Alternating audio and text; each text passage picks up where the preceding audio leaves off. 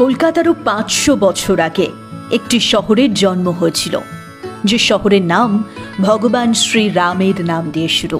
হ্যাঁ, চেনা শহর শ্রীরামপুর। হুগলি নদীর পাশ ঘেঁষে যে শহর যুগ যুগ ধরে ঠায় দাঁড়িয়ে রয়েছে নিজের অপরূপ এক ঐতিহ্যশালী সৌন্দর্য নিয়ে।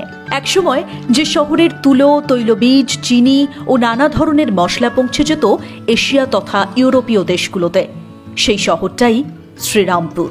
যে শহরের রেশম এবং সুতি শিল্পের খ্যাতি ছিল বিশ্বজুড়ে।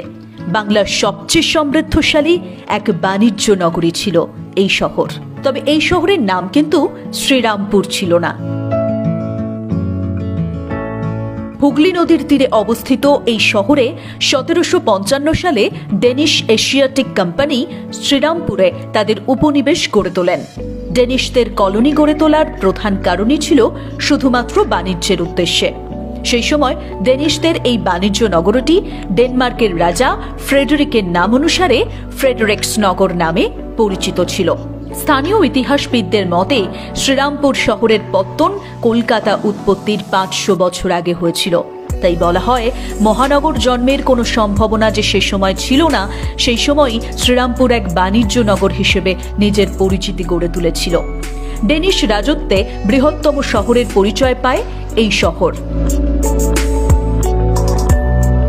শ্রীরামপুর শহরের অলিগলি জুড়ে ডেনিশ নির্মিত বিভিন্ন স্থাপত্যের নজির আজও রয়েছে। ভারতের ইতিহাসে শ্রীরামপুর শহর শ্রেষ্ঠ সংরক্ষিত ইউরোপিয়ান নিদর্শনাগার হিসেবেও পরিচিত। হ্যাঁ, আজও গঙ্গার হাওয়া শরীরে স্পর্শ করে। ইউরোপিয়ান পুরনো বিল্ডিংগুলো দেখতে দেখতে এক মুহূর্তে যেন কোনো স্বপ্ন নগরীতে পৌঁছে যাওয়া যায়। ভারতের প্রথম ও দ্বিতীয় পাটকল এখানেই তৈরি হয়েছিল।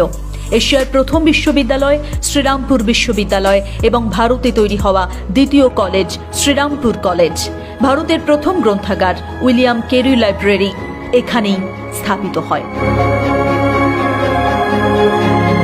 এমনকি শ্রীরামপুর মিশনের প্রতিষ্ঠিত ভারতের প্রথম কাগজ কলও এই শহরে প্রতিষ্ঠা হয়। শ্রীরামপুর মাহেশের রথযাত্রা বাংলার প্রাচীনতম এবং পুরীর পরেই ভারতের দ্বিতীয় প্রাচীন রথযাত্রা। হ্যাঁ, এমনই সব ইতিহাস বয়ে নিয়ে চলেছে এই শহর।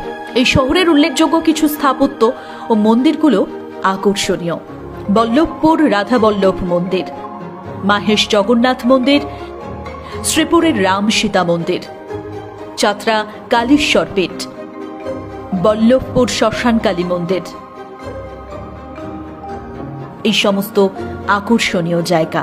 শ্রীপুরের রাম সীতা মন্দিরের নামেই নাকি এই শহরের নামকরণ হয়েছে। হ্যাঁ, আরো বহু তথ্য রয়েছে শহরকে নিয়ে, যা বলতে শুরু করলে আসলে শেষ হবে না। আজ এটুকুই থাক ভালোবাসার শহর শ্রীরামপুরকে নিয়ে।